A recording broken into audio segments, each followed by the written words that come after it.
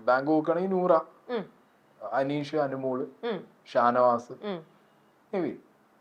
ഈ 5 പേരാണ് ഫൈനൽ 5 കാണുന്നത്. ഇപ്പൊ കാണുന്നത് ഞാൻ അങ്ങനെ കാണുന്നത് വോട്ട് ബാങ്ക് അനുസരിച്ചിട്ട് എനിക്ക് അതാണ് തോന്നുന്നത്. അപ്പൊ സാബുമാൻ ഇല്ല, അത്ര ഇവരുടെ അത്ര വോട്ട് ബാങ്ക് എന്താണെങ്കിലും സാബുമാൻ ഇല്ല.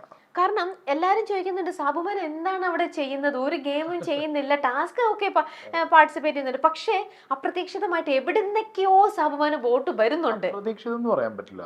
തുടക്ക സ്റ്റേജിലൊക്കെ ഇപ്പോ അനുമോളിന്റെ ORM പറഞ്ഞത് നോട്ടാണ്, പക്ഷെ നോട്ടല്ല, അത് ആക്ച്വലി കാൽക്കുലേറ്റഡ് ആയിരുന്നു.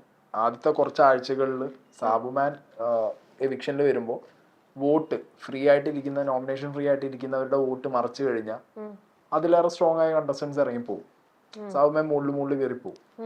ആ ഒരു പാറ്റേണിൽ വരെ എന്തായാലും വോട്ട് മറിച്ചിട്ടുണ്ട് എന്നുള്ള കാര്യം വളരെ എവിഡന്റ് ആണ് തുടക്ക സമയത്ത്. പിന്നെ സാബുമാൻ കുറച്ചും കൂടി ആളുകൾക്ക് കണക്ട് ആവാൻ തുടങ്ങി. എസ്പെഷ്യലി ആ ഒരു സ്റ്റാച്യു അത് ഭയങ്കരമായിട്ട് കത്തി, ഭയങ്കര ഇമോഷണൽ ആയിപ്പോയി ആ സംഗതി.